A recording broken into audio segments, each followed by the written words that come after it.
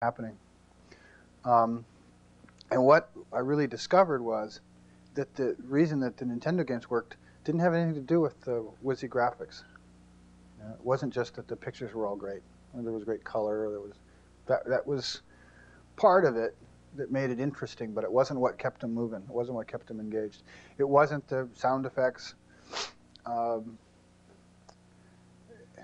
the main thing was that the games found a way and find a way to relevantly challenge the individual person. In other words, the games have a capacity to adjust the way that the game is played from the individual child's nervous system's perspective, so that at one level the game is challenging. It draws them. There's a challenge in it. At another level, just before they get so frustrated that they want to put it down, their actions with the game can renew that challenge, can kind of rejuvenate them and allow them to move on. And it was games that really worked that way that I noticed, or were the ones that the kids wanted to play. It wasn't Batman and Turtles per se, although those are popular for thematic reasons.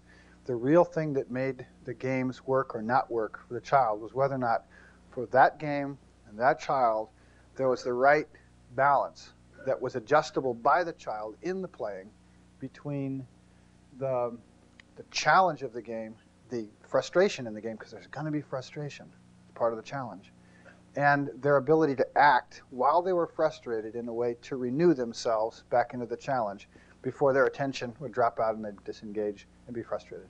And that underlying all the rest of the game stuff, all that stuff kind of floating on top, that there was this going on between the game, the architecture of the game, the way that the technology allowed the architecture of the game to relate to the individual so as to modify that experience so that the experience really unfolded in response to the child. And I write about that in the article, and it meant that one of the most important things that the kids learned to do, and this is 3-year-olds and 4-year-olds now, was they're moving through the game, and they bump up against something, and they do it 3 or 4 times, and they're frustrated. They learn to freeze the game, hold it, pause, stop, jump off to what's a resource screen, where they might get a magic potion, or a magic hammer, or a ladder, or a raft, or any number of other resources. And when they look through the resources, they go, yeah, I'll try that one. They grab it, they turn the game back on, they jump back into the game, and they apply the resource. If it doesn't work, they pause the game, go down there, get another one, right? But that's how they get through it. That right in the moment of playing the game and achieving this level of frustration, that the game allowed them to freeze the system, jump, find something that they could experiment with and that seemed like it would work, bring it back, apply that to the challenge, get through the obstacle, and move to the next level. When I watched these kids doing it, it was an experience for me of kind of dropping into sync with them. That was really stunning for me. And my experience was that these children were practicing our future. They were doing what we're all going to be doing.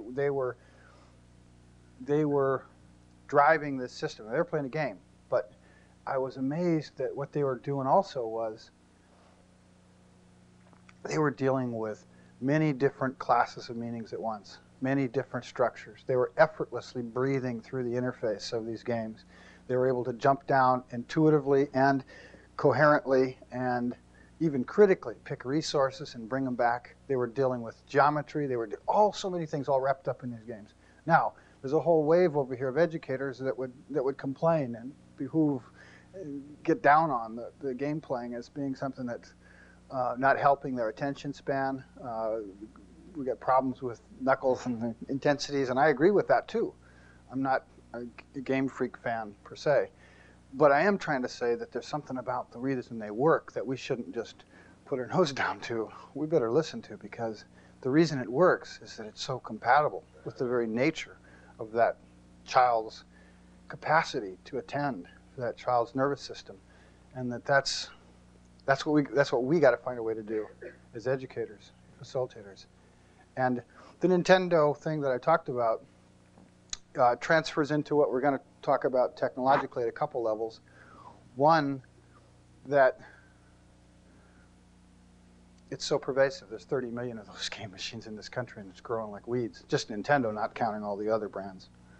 And I believe that where we're headed is what I'm going to show you is going to run on Nintendo machines. Machines that cost $100 and $200, not $5,000. And that television sets and radios and telephones are going to work the way we're going to describe now. Yeah. It's going to take a while. To me, it's like gravity. It's got to work. It's going to take a while for it to unfold, for us to realize all the things we talked about earlier today about the need for business to have learners, the only sustainable advantage, the individual well-being, where education's moving. All these things are coming together to say we got to bring forth an entirely different capacity in a human being rather than just this conformance. That all implies what we're talking about, and as we move to that, it'll drive what we're talking about. So it may not be this particular technology, but it's going to have these kind of qualities of being responsive, and for these kind of reasons. So kind of from there, I would say that I'm not really a technologist. That there's times that I get caught in that because we've built a bunch of technology to try to model and demonstrate what it is really trying to do, and unfortunately, there's aspects of this. There's no other way to really understand the responsivity aspects except to model it technologically. But it's not to say that we're about technology. We're about human beings, and I want to say that our human beings' relationship with information fundamentally is antithetical to learning right now, as it is. Our general relationship between human beings and information is fundamentally antithetical to learning, pervasively so.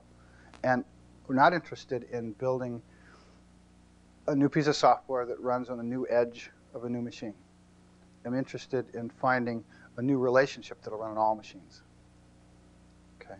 So from there, let's go on then to the technology I was talking about before and that I introduced a little bit clumsily before in order to show it to a few people who had to take off. So we call the whole system electronic publishing for learning, and I don't like electronic publishing, but it needed some kind of handle at the patent office and other places, and so we call it EPL, or electronic publishing for learning. And it's comprised of a learner interface and an authoring system, and you can kind of think of the two of them as if, in fact, I really think this is a helpful way to look at it, as if we've got authors and learners, and there's a near infinite gap between the two. Right? The authors are not in contact with the individual learner's nervous system, with the fluctuations of their meaning needs.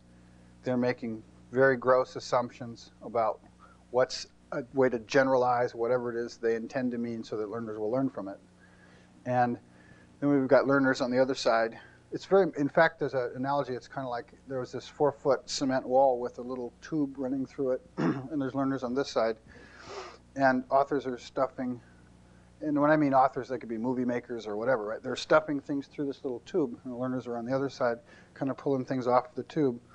And then, like months afterwards, information's flowing back out of the learner back to the author so that they can try to figure out how to make it better. It's way out of sync. Right? What we're talking about is something that has an entirely different relationship between the process of creating materials and learning from those materials that kind of flows in a different way than just that tube.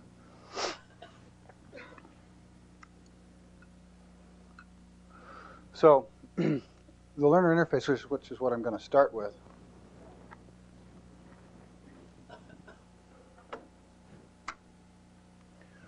is designed to deal with meaning needs, the things we were talking about before, the moment-to-moment fluctuations of somebody's needs for more meaning while they're in the process of learning. And we break those down, as I said earlier, into elemental, meaning words, terms, phrases, acronyms, places, individual small sound bites, individual images, clips of animation, those things which are, in terms of the learning objective at the moment, are elemental as opposed to what it's all about, okay, the larger construct or whole.